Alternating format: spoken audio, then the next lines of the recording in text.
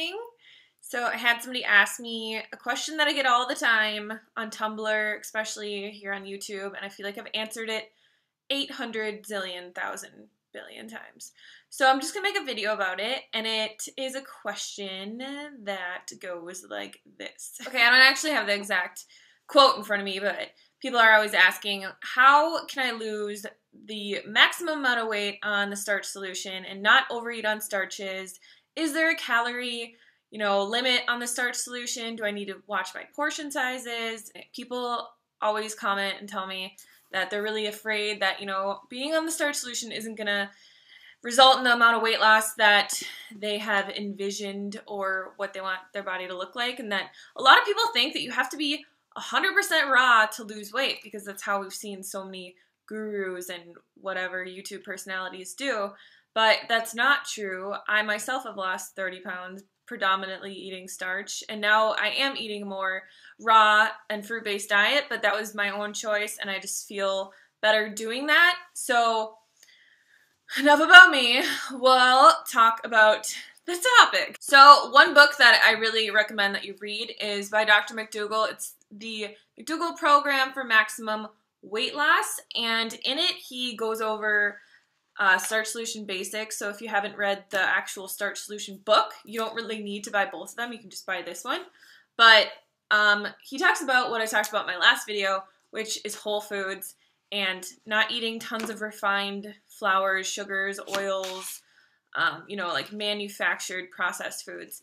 And I actually had someone comment on my last video and say that it doesn't matter, what form your food comes in. 1,500 calories is 1,500 calories, and 5,000 calories is 5,000 calories. So you would lose the same amount of weight on either amount. I don't actually agree with that at all. And the reason that I don't is because when you eat foods in their whole form, you're getting everything that nature provided you with to digest and assimilate those foods in your body. So you're getting all the water, all the vitamins, minerals, protein, fat, carbohydrates, and all of that good stuff.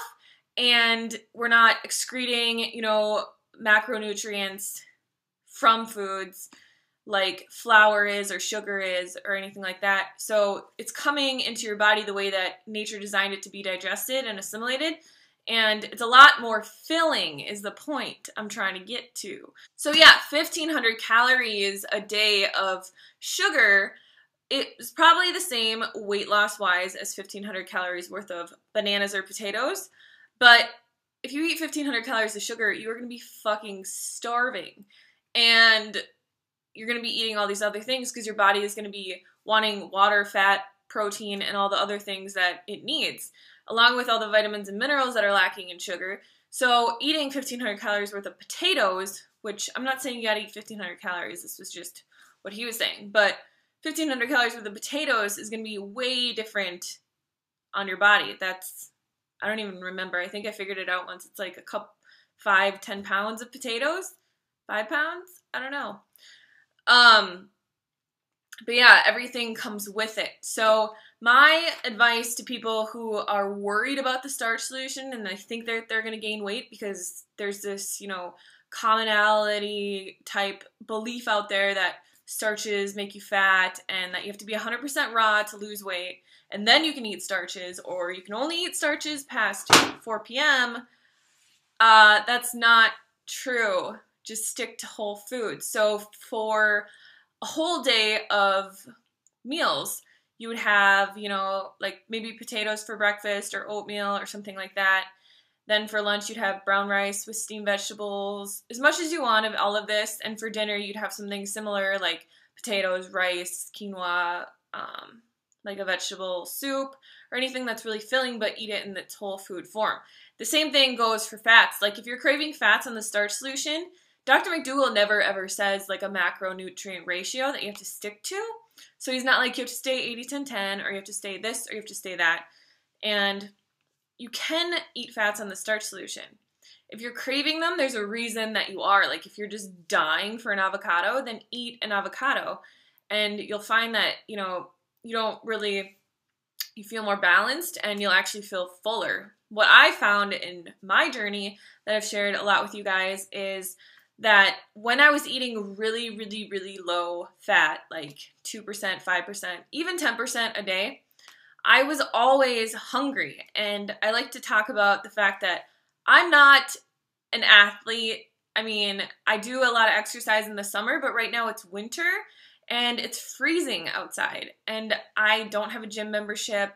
I walk my dog for, an hour a day, depending on how cold it is. And that's pretty much all the exercise that I get beyond like what I do at work and stuff that I do around the house and things like that.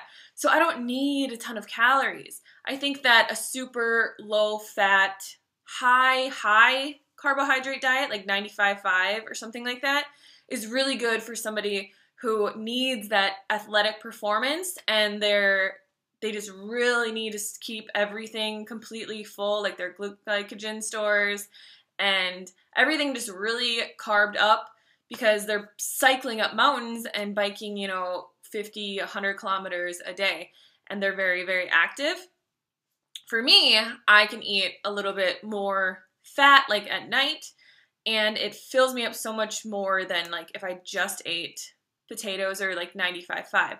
So I found when I eat whatever I really want in whole foods form and I'm incorporating fats at night that I eat less because I'm more satiated. And I just feel better. I don't crave a lot of like nighttime stuff. I know when I was eating really low fat, I would eat like a huge dinner. It didn't even matter how many calories it had. But it was so low in fat that like I was always nitpicking around in my kitchen for other things. And I think that it led to me kind of binging at times because I was depriving myself of all this, whole healthy fats that my body needed.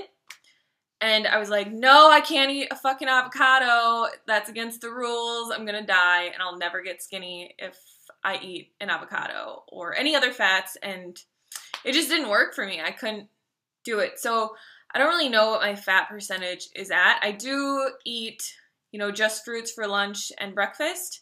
And then for dinner, I'll have something like with a little bit of fat in it, like maybe one small avocado a day or like a couple of tablespoons of tahini. So it's not a shit ton of fat, but maybe like 20, 30%. But do whatever works for you. To lose the most amount of weight, you really have to do something that you can sustain long term. And don't, just do something because I'm doing it or anyone else is doing it, because your body's completely different. Where you live is different. Your activity level is different. What you have to do at work every single day, the stress that you deal with, it's all so different. So just do whatever works for you. And I wish you guys the best luck ever. Pick up that book if you are looking for specifically how to incorporate more whole foods into the starch solution, and Dr. McDougall's advice especially. I think I got it for like $2 on Amazon used. So it's a really good book, but I wouldn't take anything that anyone really says about diet to complete heart. Just do what works for you, and you'll find that it works so much better in your life because you're unique and you're special and no one else is like you. So thank you guys so much for watching. I love you so much. And I will see you very soon. Bye. True, and maybe that's the thing. Maybe that's the thing.